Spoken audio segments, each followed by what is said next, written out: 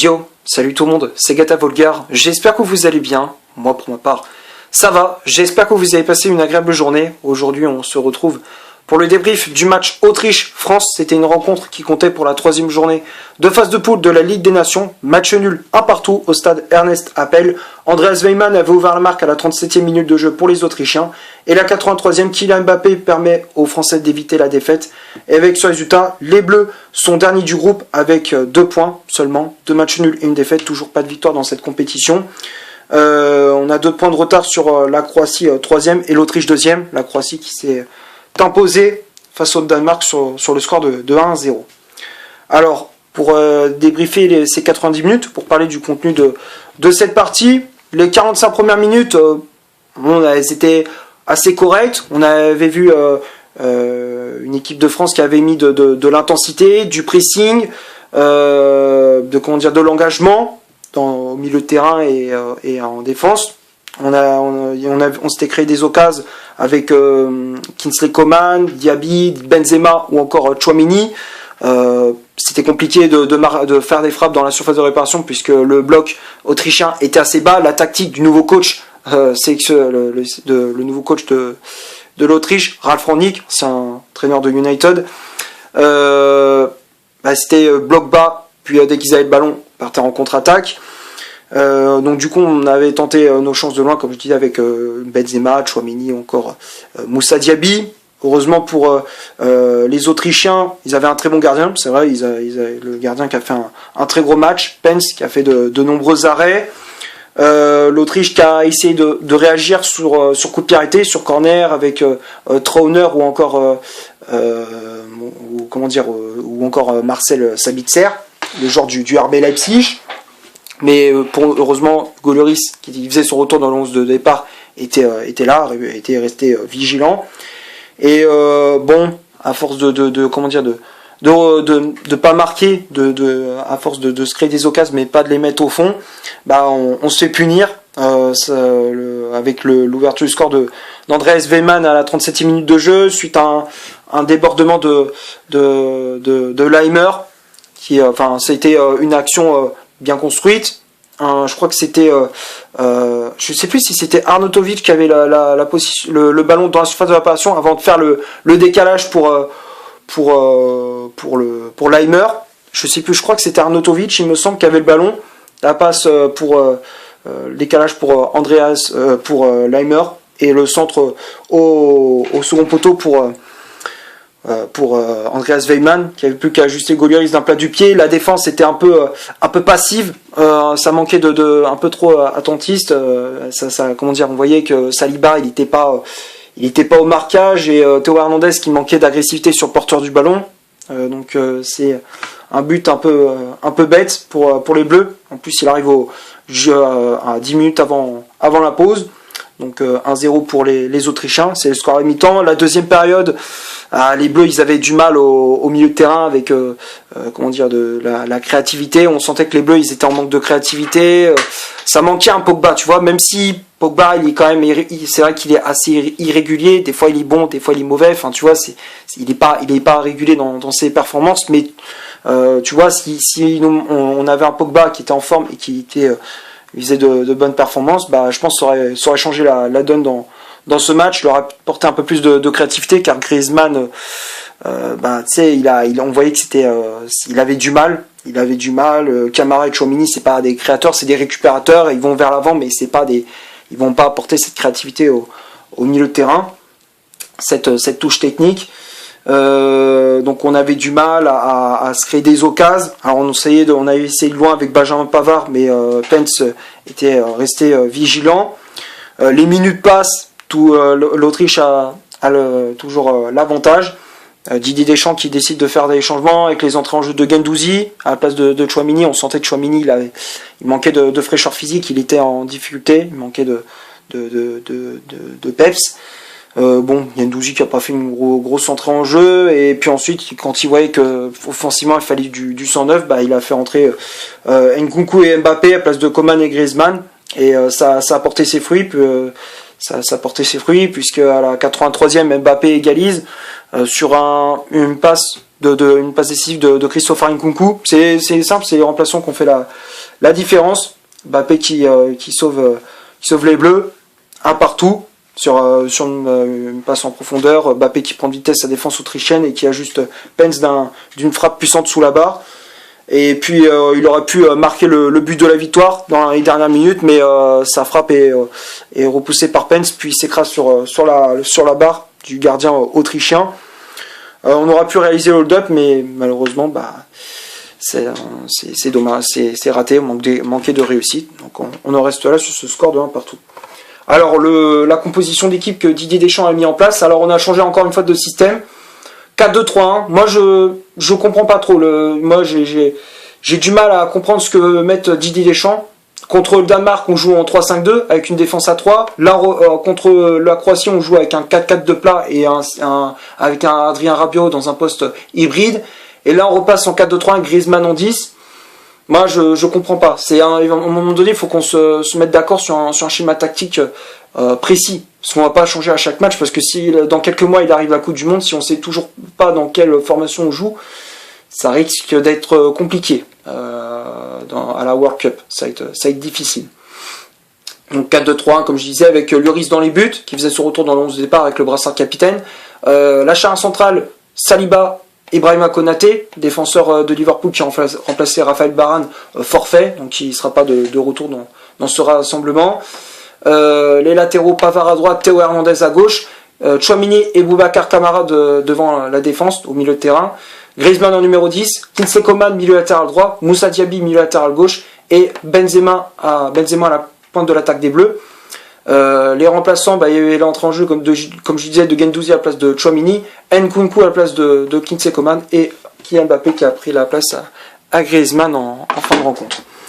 Pas grand chose à dire dans la compo. J'ai à peu près dit ce que je pensais.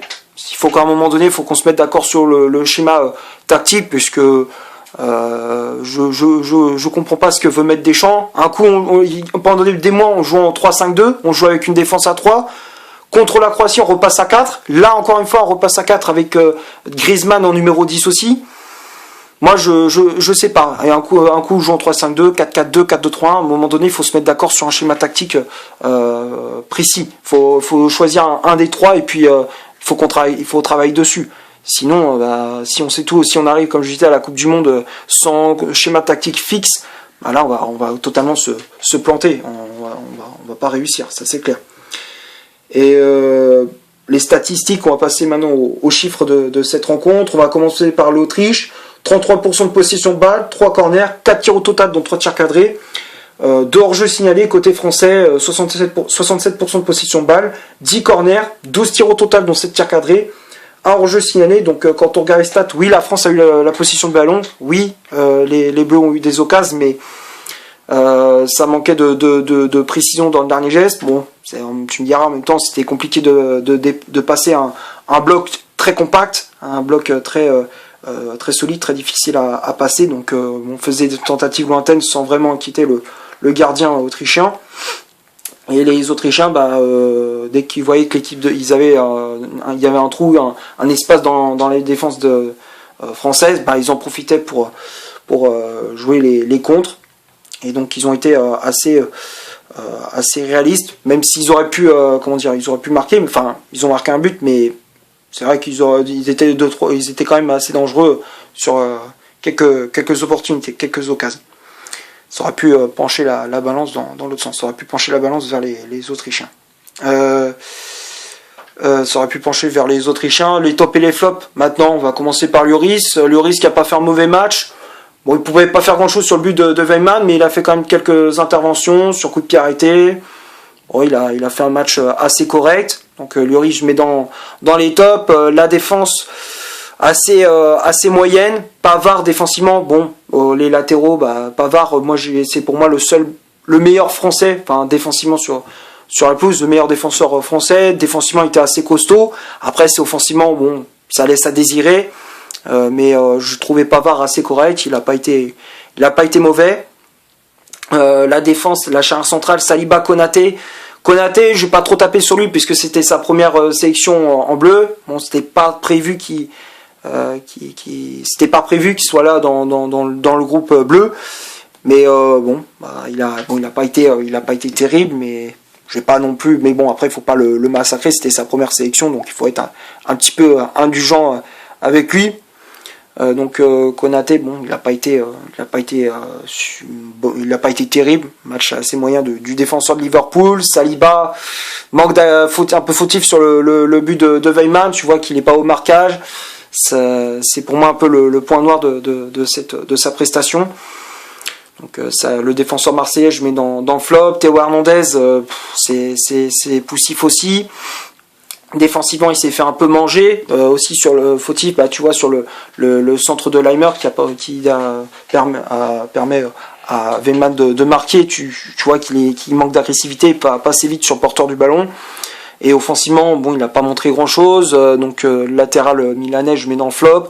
Le milieu de terrain, Tchouaméni, Camara, Boubacar Camara, qui n'a pas fait un mauvais match. J'ai trouvé qu'il a ratissé des ballons, il a distribué le jeu vers l'avant, vers Coman, Diaby ou encore Benzema.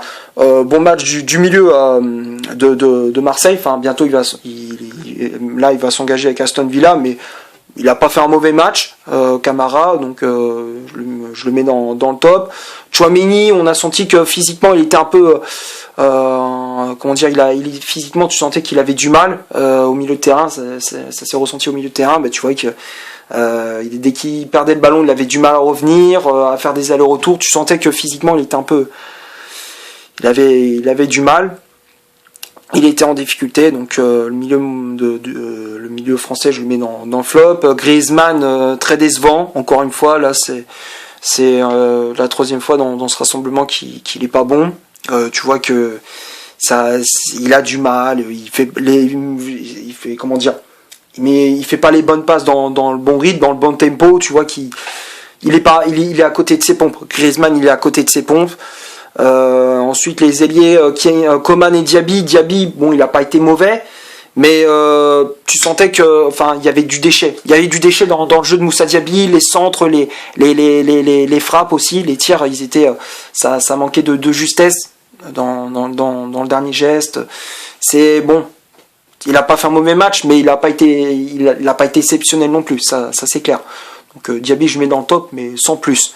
Coman, pareil, c'est à peu près la même chose. Alors ok, il a fait des différences sur son côté, il a apporté un peu d'animation, de la vitesse, de la percussion, mais sur les centres et sur les tirs, ça manque beaucoup de précision. Il y a beaucoup de déchets. Il y a beaucoup de déchets. Bon, c'est pas le meilleur Coman qu'on ait vu. Et Benzema, il n'a pas été terrible. Il a eu des ballons, c'est vrai, il a eu des occasions, mais sans plus, quoi. Il s'est pas transcendé, quoi. Il s'est pas transcendé dans cette rencontre. Donc Benzema, je mets dans le flop. Et puis les remplaçants, Guendouzi, Nkunku et Mbappé. Guendouzi, pas une superbe entrée en jeu. Je trouvais qu'il était en manque de rythme.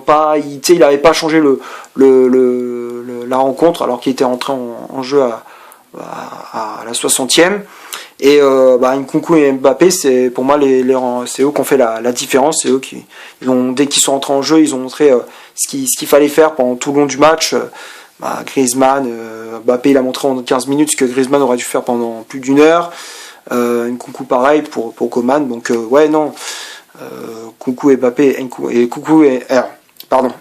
et Mbappé, les deux, j'ai mis dans le top, passeur et buteur. Je vais m'arrêter là pour ce débrief. J'espère que ça vous a plu. Si c'est le cas, laissez un énorme like. Tu cliques ici pour t'abonner. Tu cliques ici pour voir un autre débrief si tu souhaites. N'hésite pas à faire un petit tour sur mon compte Instagram. Le lien est dans la description. Et d'ici là, portez-vous bien. On se retrouve pour une prochaine vidéo. Ciao.